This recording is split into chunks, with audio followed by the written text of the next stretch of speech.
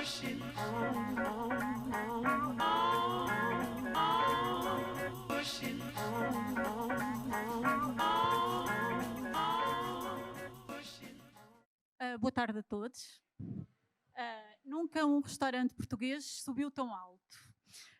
São 50 segundos até ao 50 Seconds by Martin Berasategui. Lá encontramos o Filipe Carvalho, que está aqui hoje connosco, não está no topo da Torre Vasco da Gama, para nos falar sobre o presente, o futuro e o passado. Vamos começar pelo passado. Filipe, nasceste em Aveiro, numa família dedicada à restauração. No entanto, o teu sonho de menino não era ser cozinheiro, mas sim jogador de futebol. Podes-nos falar um bocadinho sobre isso? Eu acho que isso é um bocado... Todos os jovens querem ser jogadores de futebol, não é? É sempre aquela coisa mais... Quando somos pequenos, não é? Há uns que querem ser veterinários. Eu gostava de ser jogador de futebol, jogava hóquei. E se me perguntar na realidade se eu pensava desde pequenino em ser cozinheiro, independentemente da minha família ter um restaurante durante toda a vida, não. Porque a minha mãe obrigava-me a ir para lá trabalhar, a pôr as mesas e tudo, isso era a pior coisa que me podiam fazer, que eu queria andar de bicicleta e a jogar à bola. Não, então sempre tive esse sonho de um dia, se calhar, poder ser jogador de futebol. Tive a oportunidade de o fazer enquanto estava na escola de Coimbra, jogava na União de Coimbra também, ainda consegui jogarmos na segunda B e tudo mais, foi interessante.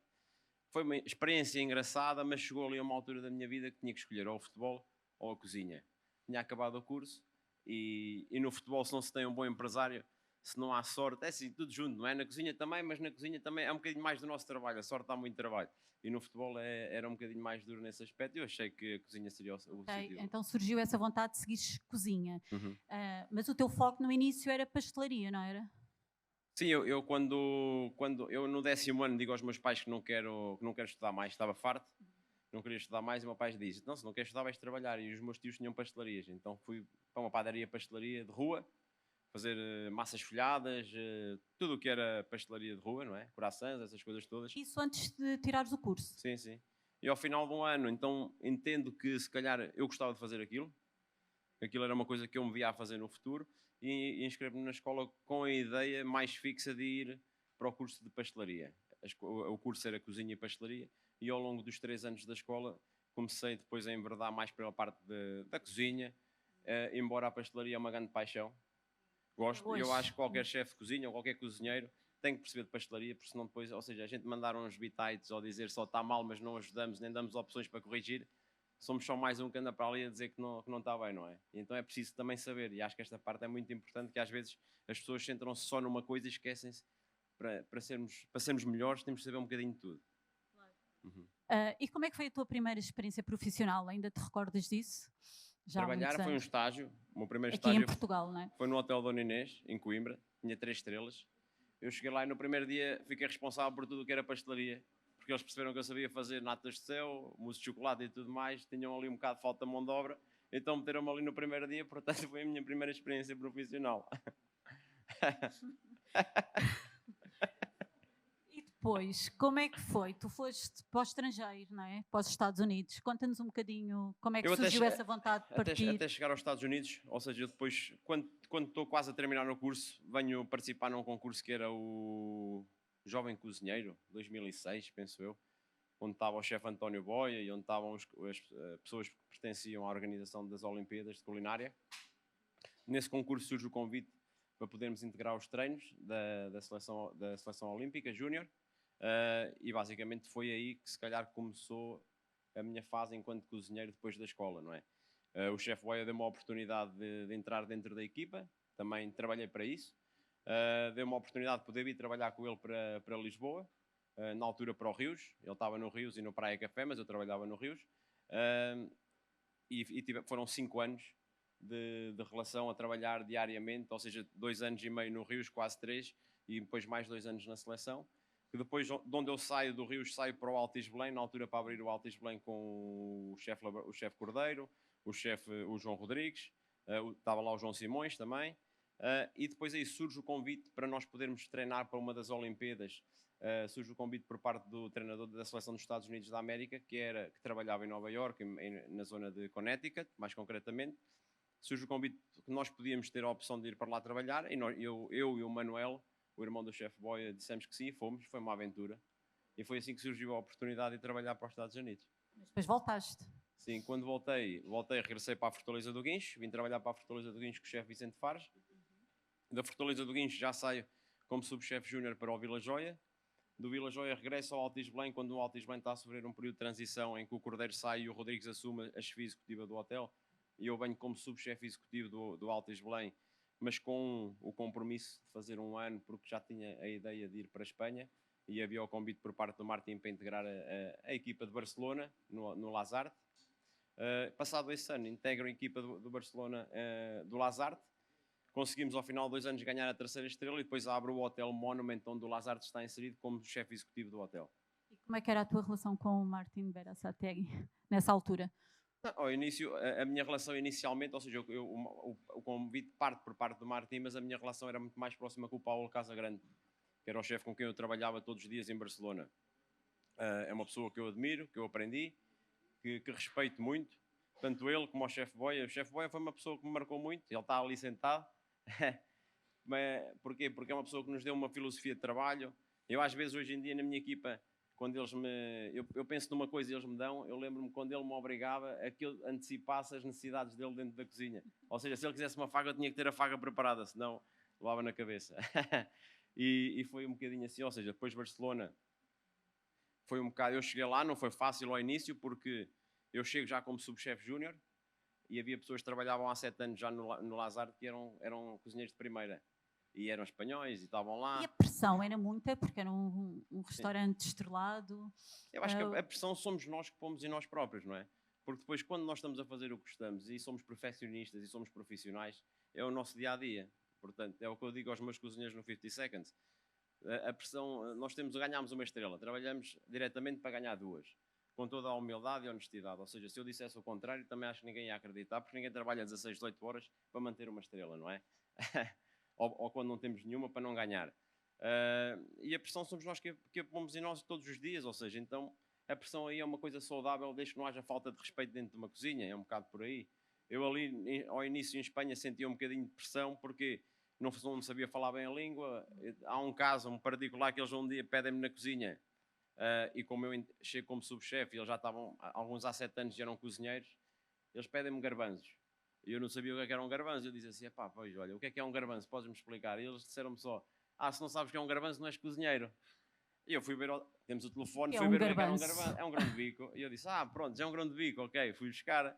Depois a seguir fiz um grão de bico com mão de vaca, só para eles verem que a gente aqui também cozinha com grão de bico.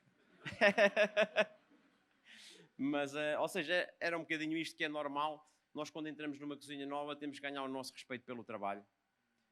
E eu acho que aos poucos fui ganhando esse respeito pelo trabalho, e a oportunidade de estar no 50 Seconds foi ganha através do meu trabalho, penso eu, que foi realizado lá. Senão o Martin também não me ia dar uma oportunidade de estar à frente de um restaurante com o nome dele, se ele não achasse que o trabalho que tinha desenvolvido lá era suficientemente bom para poder continuar a fazer aqui. Claro. E que balanço é que fazes destes anos à frente do restaurante? O balanço que eu faço no geral é da minha... eu trabalho há 21 anos. Comecei com 14, estamos a contar desde a altura que comecei a trabalhar na pastelaria, depois aos 3 anos de escola, e depois continuamos a trabalhar. São 14, 15, 16, 18 horas por dia.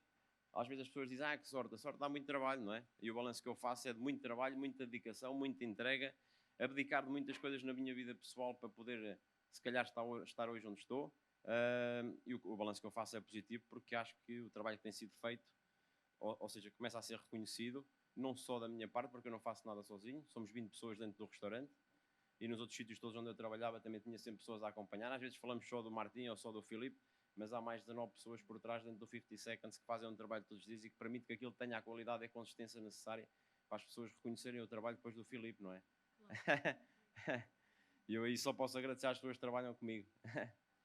E este ano e meio, como é que lidaste com esta situação toda de pandemia? Como é que se ultrapassou? Sim, para nós o primeiro ano foi bom, porque nós ao final de 9 meses ganhámos a estrela. Quando vamos começar a viver, se calhar, da primeira estrela, o primeiro ano foi muito duro em termos de operação. Nós perdemos, não podemos falar disso abertamente, o 50 Seconds perdeu €500 no primeiro ano, como operação, mas estava já pensado e a empresa sabia que, porque a empresa quis abrir um restaurante com todas as condições para poder ser 3 estrelas desde o dia 1, sabendo que é necessário tempo para o atingir. Pronto, aí trabalho. Então nós temos desde o dia 1 todas as condições necessárias para podermos ser um 3 estrelas no futuro. Em termos de equipa, em termos de espaço, em termos de talheres, em termos de pratos, em termos de tudo. Vocês me perguntarem quanto é que eu tenho de investimento ou quanto é que foi feito de investimento para um cliente fazer um menu de degustação sem contar com comida, são entre 1.200 a 1.300 euros, desde pratos, copos, talheres, toalha, guardanapos. Às vezes as pessoas não fazem estas contas, não é? Nós compramos 70 mil euros em pratos, 79 mil euros em talheres de prata, 36 mil euros em copos de cristal, não é? E é um bocado isto. É um objetivo, portanto.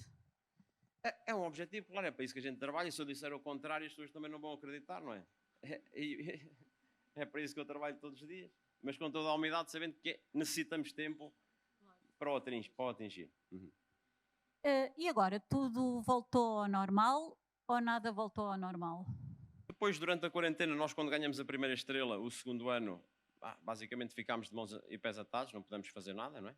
Pronto, joguei a Michelin depois, o que é que podia fazer também nada, não é? Era ver quem é que aguentava aberto ou não, para fazer uma atualização.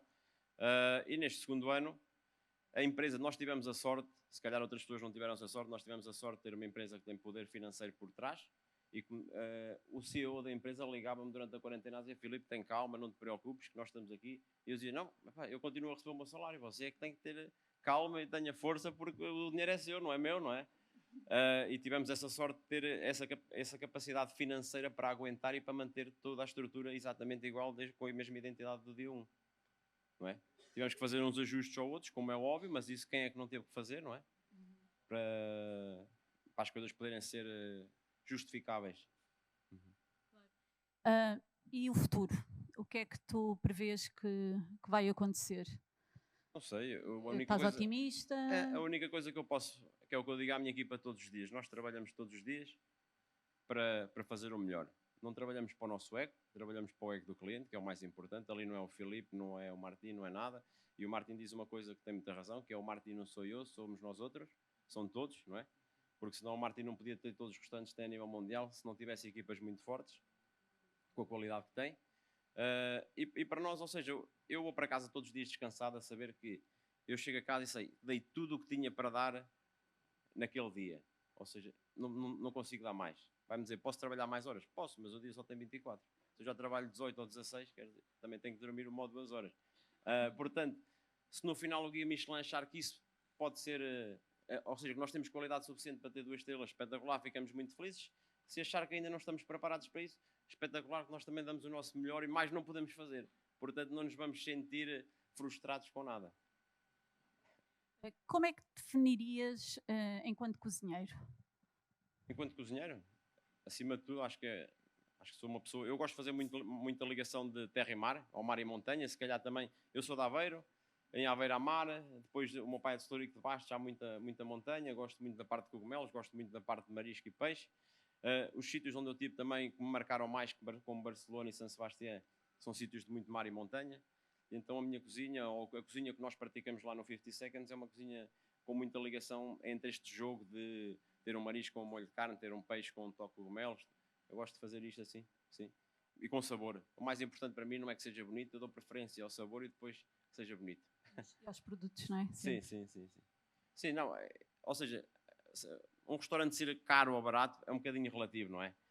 Nós, para mim, uma refeição de 35 euros, se for muito má, é muito cara, e uma refeição de 300 euros, se for muito boa, a gente já nem pensa em quanto é que gastou, é uma experiência, não é? E então, para mim, e aquilo que nós fazemos lá, e que eu digo muitas vezes ao cliente, é: nós estamos ali para ser o mais honestos possíveis com o cliente. E quando eu digo isto é o quê? Se nós dizemos que usamos carabineiro fresco, usamos carabineiro fresco. Não, se não, digo que uso carabineiro congelado. O que nós fazemos é, nós temos um abatedor menos 40 e um congelador menos 60, que nos permite fazer a ultra congelação dentro do nosso restaurante. Porque você vai me perguntar: eu tenho carabineiros frescos todos os dias? Não tenho. Só lota 2 vezes por semana de carabineiro. O Pedro da Nutrifresco está aí, ele sabe que a gente está sempre a chatear. Ele já sabe que à terça-feira tem que nos comprar carabineiros se houver na lota, e à quinta-feira também. É um produto, estou a falar dos carabineiros porque é um produto difícil. Se eu falar em lagostim, vamos ter o mesmo problema, em lavagante azul o mesmo problema. Ou seja, são coisas que nós temos que ir aprovisionando e guardando para poder manter a consistência e a qualidade do produto durante todos os dias. Pronto, não sei se alguém quer fazer alguma questão ao Filipe. Estejam à vontade. Está ali um braço no ar. Tem microfone? Eu posso levar aí. É? Olá. Olá. Ouve-se? Não, ouve-se. Sim. Filipe, desculpa. Nada. Eu tenho só uma questão, tendo em conta o que fomos ouvindo hoje ao longo do dia. Tu disseste que trabalhavas 18 horas por dia. Uhum. Eu queria tentar perceber se isso é uma coisa que devia ser pensada, se gostavas de trabalhar menos horas, porque eu acho que isso é uma coisa relevante. Eu acho que no mundo da cozinha fala-se muitas vezes, não quero que penses que estou a desvalorizar o teu trabalho absolutamente de forma nenhuma, mas eu acho que se fala muito nisso na cozinha, tendo em conta que o Paulo Amado criou o Nós das Pessoas, a questão da saúde mental, e eu queria tentar perceber porque é que trabalhar tantas horas, com tanto sacrifício, e se calhar sacrifício familiar, eu não tenho noção da tua vida pessoal, não sei se Claro. tens família, se tens filhos. Não tenho filhos porque o meu filho é o 50 Second. Pronto. mas de qualquer forma queria perceber se isso é algo que devia assim, ser discutido ou se eu pensado. te disser que se eu tiver mais horas para a minha vida pessoal, para eu descansar, se eu gostava, claro que gostava. Vais-me dizer, eu trabalho 18 horas todos os dias, não trabalho. A nossa média de horas diárias de trabalho, vamos dizer que são 14. Temos num dia bom fazemos 14, num dia com mais trabalho fazemos 15, e se calhar num dia como a quinta-feira passada fazemos 18, porque tive que entrar às 7 da manhã e sair às 2 da manhã. Mas são dias, ou seja, ninguém pode dizer que trabalha todos os dias 18 horas. Há dias que trabalhamos 18, há dias que trabalhamos 14, há dias que trabalhamos 15, 8 horas. Isso posso dizer que nunca trabalhamos, mas eu acho que quase ninguém na restauração ou na hotelaria trabalha, por menos que esteja dentro de uma cozinha, não é? Mas isto de uma forma fria, dura e crua. Vais-me dizer se... para mim, o que eu queria para a minha equipa é que eles trabalhem o menos horas possíveis e que a gente possa continuar a fazer o que faz hoje. Agora vais-me dizer, é possível. É possível da seguinte forma, aumentando as equipas. Mas os projetos chegam a um ponto, quando tu metes as coisas todas dentro de um Excel, não dá para ter mais, não é? A não ser que tenhas, por exemplo, um chefe boy a trabalhar no não sei qual, o número de cobertos que dás permite-lhe ter uma equipa para trabalhar de manhã, uma equipa para trabalhar à noite. Nós temos 10 mesas, fazemos 23 refeições por dia, se fizermos todos os dias 23, nós somos 20 pessoas contratadas para 23 lugares. Chega um momento em que já não dá, financeiramente não é viável, é impossível. Vais-me dizer, eu gostava de pagar mais à minha equipa, gostava de lhe dar mais dias de descanso e mais horas de descanso, gostava. Eu gostava de ter, também gostava. Mas são opções de vida, é a forma como eu me vejo a trabalhar enquanto o meu corpo aguentar, não é? Fisicamente e psicologicamente, e no dia em que eu não aguentar tenho que dar o espaço a alguém para essa pessoa também poder brilhar e ter o espaço dele. Mas enquanto eu me sentir, isto é quase como um atleta de alta competição, os jogadores não jogam até aos 50 nem aos 60, não é? Jogam até ali, há uns aos 28, outros aos 30, outros aos 74. Vais-me dizer que é justo para as pessoas que o fazem? Não. Mas muitas vezes é o que é necessário para a quantidade de trabalho que nós temos e de pré-preparação para a refeição. Às vezes as pessoas perguntam, então mas trabalhas muitas horas porquê? São desorganizados? Não, a gente trabalha muitas horas porque não há tempo suficiente para fazer tudo o que temos que fazer, mesmo dividindo pelos 5 dias da semana, para podermos ter tudo preparado com a mesma consistência e qualidade todos os dias. Nós fazemos os molhos frescos todos os dias, nós não fazemos o jus de pato ou o jus de pombo, não fazemos à terça-feira para a semana toda. O Mira que está aí sentado, que é o meu chefe partida das carnes, faz o molho das carnes todos os dias de manhã, para cada serviço. Porque o molho amanhã já não vai ter a mesma força em termos de caramelização, em termos de sabor de assado e tudo mais. Oxida, é normal. Mas nós vamos a esse ponto ali. Vais-me dizer, se eu for para outro restaurante com outros objetivos, com outras ambições, vou fazer isso? Se calhar não, temos que rentabilizar, não podemos ter tanto desgaste em termos de estoques de caldos e tudo mais, temos que rentabilizar o produto. Mas ali o cliente paga o suficiente para nós o fazermos assim. Agora é justo? Não. Respondi da forma mais honesta que podia responder. Se eu gostava de ter mais descanso, claro. Gostava de jogar futebol durante a semana, claro. Só posso jogar ao domingo. Vamos jogar hoje às 7 da tarde. É o único dia que podemos jogar. Obrigada. Nada. Muito boa tarde, Filipe Oscar Cabral. Eu queria só fazer uma pergunta no seguimento disto que esta senhora diz, que tem muito que ver com este desgaste associado às horas de trabalho, é certo, e que hoje em dia mina também um bocadinho a criatividade e a disponibilidade mental para o processo criativo. Eu queria que elaborasses um bocadinho sobre isso, se fizeres favor. Como é que esse processo acontece no 50 Seconds? Como é que tu te retiras da operação, ou não retiras, enfim, para dar origem a esse processo? Fala-nos um bocadinho sobre isso, por favor. Nós não temos um espaço para ter uma cozinha criativa, ou seja, pessoas dedicadas à criação. Nós temos a vantagem que o marketing fomenta, ou seja, todos os restaurantes, cada vez que criam receitas novas, enviam para todos os restaurantes. Ou seja, eu recebo, não digo diariamente, mas mensalmente, as receitas feitas em Barcelona, as receitas feitas em São Sebastião, as receitas que nós fazemos enviamos para Barcelona, enviamos para São Sebastião, para Tenerife. Ou seja, e há esta rotatividade de coisas que vamos fazendo, o que traz também ideias. Nós não vamos copiar. Nós, no nosso menu, temos 2 pratos de assinatura do Martin, que é o meu folhas de foie gras e a salada tíbia dele. São 2 pratos que estão ali e que as pessoas, quando comem aquilo, identificam o Martin. E tudo o resto são pratos feitos e criados e desenvolvidos por nós, com o nosso produto.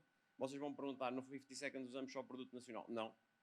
Usamos o melhor produto, com máxima qualidade e consistência. Infelizmente, em Portugal, não conseguimos ter tudo com máxima qualidade e consistência. Quando falamos em peixe e marisco, conseguimos ter, desde que a gente os consiga aprovisionar da melhor forma. Quando falamos em carnes, infelizmente, não conseguimos ter carnes com qualidade e consistência.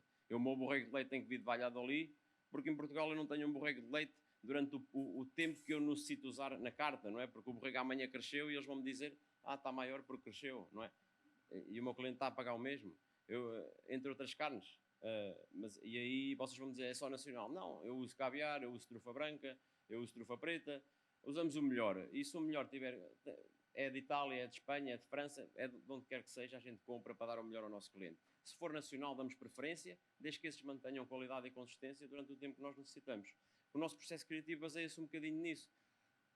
Um dos vícios que eu tenho é comprar livros.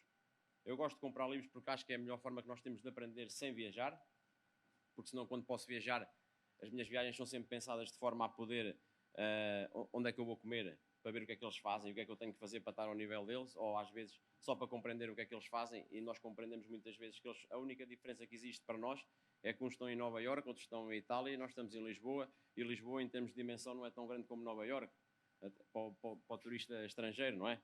Porque de resto a qualidade do que se faz aqui não é inferior ao que se faz lá, o nosso produto é inferior, não é inferior. Pronto. E o processo criativo começa se calhar em mim, às vezes eu pergunto aos meus chefes de partida, ou mesmo a cada equipa, pergunto o que é que vocês gostavam de trabalhar, e eles dizem, gostávamos de trabalhar com isto e com isto, e o processo começa aí.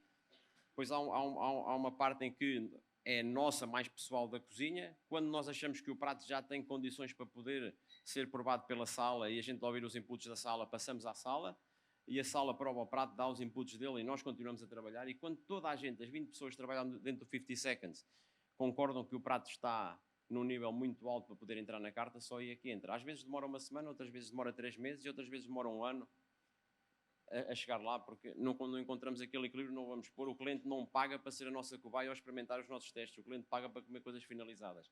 Então nós gastamos, imagina, às vezes meto um peixe novo. Eu às vezes compro 2, 3, 4 ou 5 peixes, por exemplo, Imperador. No outro dia comprávamos Imperador. Para quê? Para fazer com o meu chefe partida dos peixes, até ele compreender qual é a confecção que eu quero dar, qual é a melhor confecção, qual é o melhor peso do peixe, porque um peixe com 2 kg cozinha de uma forma, um peixe de 1 kg cozinha de outra forma, um peixe de 1,8 kg cozinha de outra forma e um peixe de 3,2 kg cozinha de outra forma. Então, muitas das vezes nós entendemos que para a cozedura que queremos dar, o resultado final, entendemos que o peixe, para nós, não pode ter menos de 1,8 kg, porque senão o nível de gordura desce. E então já não cozinha igual. E nós não queremos dar um peixe, não queremos pagar 42 euros o quilo do Imperador com menos gordura, porque o segredo do Imperador está na gordura, não é? Em relação ao Imperador, por exemplo. Entendemos que um lavagante, por exemplo, acima das 600 gramas, se nós o quisermos fazer um arroz de lavagante, funciona. Se nós quisermos cozinhar o lavagante para fazer, por exemplo, nós tínhamos um prato agora que era cozinhado em manteiga no azeite, a partir das 800 1 kg não funciona porque o músculo é muito rijo. E o lavagante, quando nós o cozinhamos, fica muito tenso e o cliente depois diz que o lavagante está duro. Então temos de trabalhar com lavagantes no máximo 500 a 600 gramas. Ou seja, este processo é feito no dia-a-dia, no meio da mise en place, no meio da produção, com os clientes na sala, connosco, com clientes que já vão lá muitas vezes e querem pratos novos e nós fazemos porque eles têm abertura para isso e sabem que o estamos a fazer. E é assim que nasce o processo criativo. Não temos nenhum banco de provas, não temos nenhuma cozinha à parte. É às 16 horas, 18 horas de trabalho, muitas vezes são 18 porque nós temos que fazer provas e temos que entrar mais cedo para poder fazer aquele prato. É assim que nasce o nosso processo criativo. Mas envolvendo todos. Não vamos pôr nada que prejudique o serviço de sala. Para nós é muito importante, porque ter uma cozinha de excelência sem um serviço de sala à altura, não conseguimos atingir nada. Ou seja, quando falamos do Guia Michelin, 1 estrela, 2 estrelas, 3 estrelas, é excelência em tudo. Em comida, em serviço, em espaço, em tudo. E para mim, o feedback da parte do serviço de sala é muito importante. Nós, no dia a dia, quando o serviço de sala está lá fora, eles sabem que se um cliente chega com alergias, nós não temos menu vegetariano, porque acho que no nosso restaurante não faz sentido. Nós temos carta, temos menu curto e menu largo. E temos experiência e produtos com qualidade suficiente para nos podermos adaptar diariamente ao minuto a cada cliente. E é isso que fazemos diariamente.